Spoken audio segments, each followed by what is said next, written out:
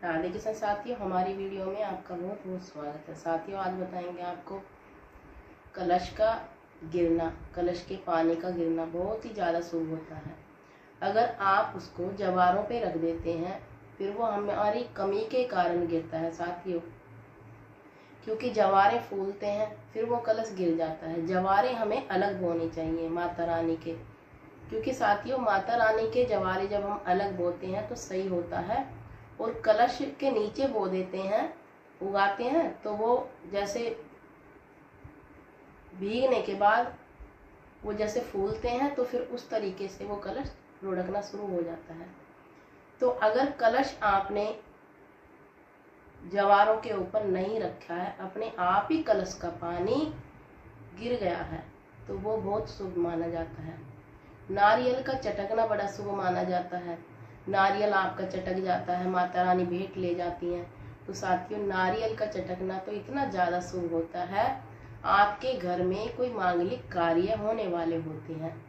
दूसरे नंबर पर आता है साथियों, अगर आपके जैसे कि आपने कलश स्थापना की है तो कलश आपको हमेशा 2 रखने चाहिए, 1 नहीं रखना चाहिए। अगर आपके घर में कलश 2 रखे गए हैं तो भी आपके घर के लिए शुभ होते हैं, बच्चों के लिए शुभ होते हैं, बच्चों की तरक्की के लिए शुभ होते हैं, आपके खुद के लिए भी शुभ होते हैं। तीसरे नंबर पर आता है साथियों, अगर कलश चटक जाता है यानी कि फूट जाता है, वो शुभ नहीं होता है। कहते हैं साथियों, माता रानी की इतनी कृपा होती है, माता कभी गुस्सा भी होती हैं, माता कभी नाराज भी होती हैं और माता अपनी कृपा भी बरसाती हैं।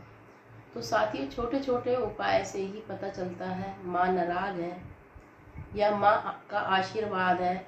अगर नारियल चटक गया है तो माता रानी का आशीर्वाद है। अगर आपका कलश चटक गया है, मतलब यानी कि मिट्टी का कलश रखा है और चटक गया है, तो माता रानी नाराज है। तो माता रानी को मनाकर भोग प्रसादी देकर खुश कर सकते हैं आप।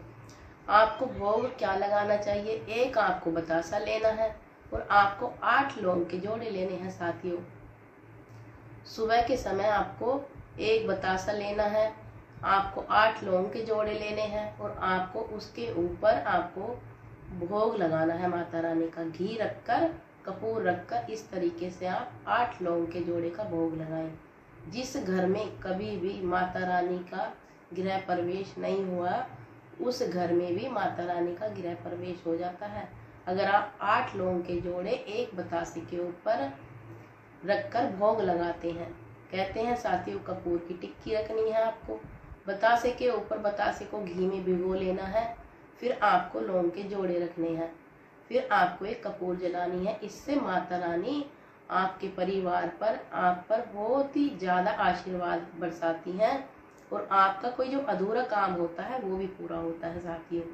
कहते हैं माता रानी में बहुत शक्ति होती है साथियों, हमारे अधूरे काम भी पूरे कर देती है। अगर माता रानी में इतनी शक्ति है, आपको एक पान के ऊपर 7 तरह की मिठाई रखकर माता रानी को भोग लगाना चाहिए।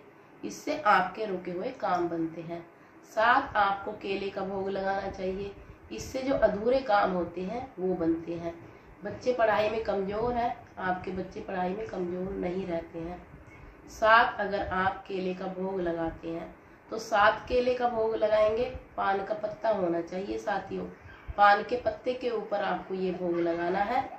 देखना, आपके जो अधूरे काम होते हैं, आपकी तरक्की नहीं हो रही है, आपके काम बिगड़ गए हैं, तो आपको 7 पान के पत्ते लेने हैं, 7 केले लेने हैं और उसके ऊपर रखनी है आपको 1-1 मिठाई। 7 तरह की मिठाई होनी चाहिए साथियों, तब आपको माता रानी का भोग लगाना है।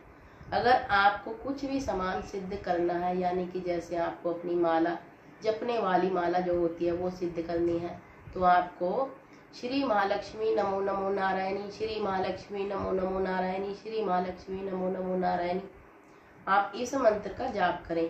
क्योंकि साथियों, मंत्र में बड़ी शक्ति होती है।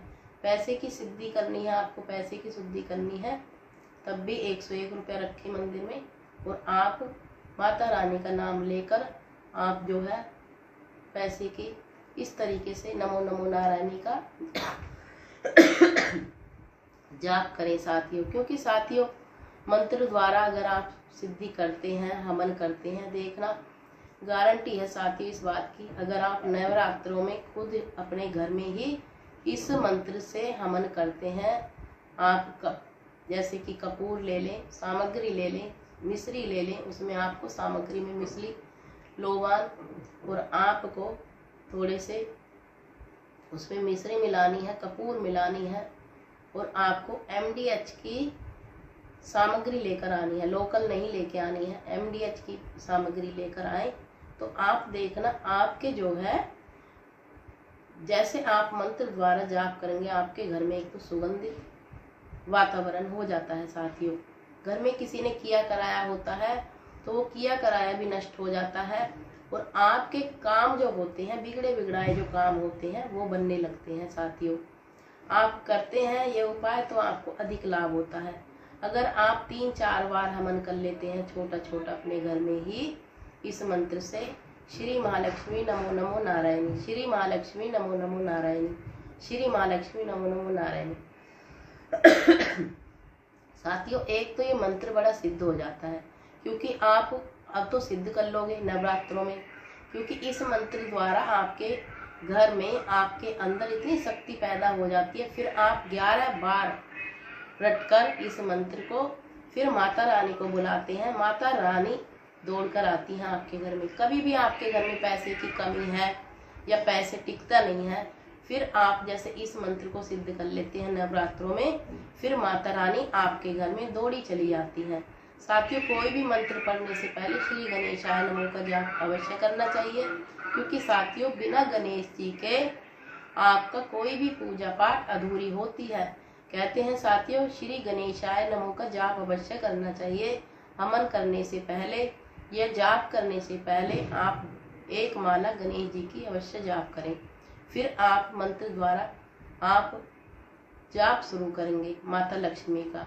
आप इस मंत्र का जब जाप करेंगे श्री महालक्ष्मी नमो नमो नारायणी, क्योंकि साथियों नारायण जी के साथ बुला रहे हैं हम लक्ष्मी जी को, तो आएंगी क्यों नहीं, क्योंकि जिसको आप उनके पति के साथ आदर के साथ बुला रहे हैं वहां पर तो लक्ष्मी जी जरूर आएंगी साथियों। कहते हैं जब भी कभी भी आप अकेले लक्ष्मी को बुलाएंगे वो लक्ष्मी आपके घर में नहीं टिकेंगी।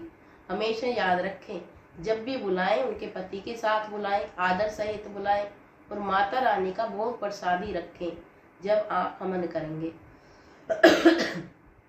कहते हैं साथियों जब भोग प्रसादी रखते हैं माता रानी की, फिर आपके घर में बरकत भी होती है और माता रानी भोग लगाकर भी जाती हैं आपके घर में। तो साथियों आम की लकड़ी होनी चाहिए जब आप हवन करें, घर पर ही आप हवन करें, खुद ही करें।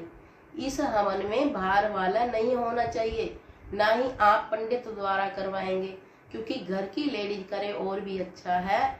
घर की लेडीज से, घर के बच्चे से माता रानी जल्दी ही प्रसन्न होकर आपके घर में प्रवेश कर जाती हैं।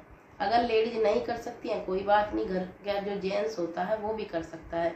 मंत्र हमने साधारण बता दिया है, आप इस मंत्र का जाप करके माता रानी को बुला सकते हैं। तो वीडियो को विराम देते हैं। राधे कृष्ण, सुखी रहें, सही रहें।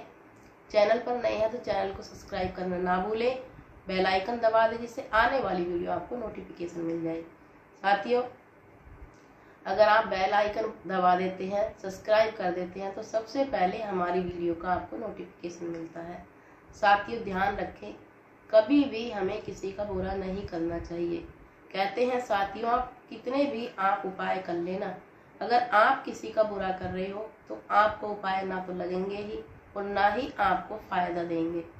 हमारी वीडियो में शर्त यही है, आप ना तो किसी का बुरा करेंगे और ना ही आप किसी को दुख पहुंचाएंगे और ना ही आप किसी की निंदा चुगली करेंगे।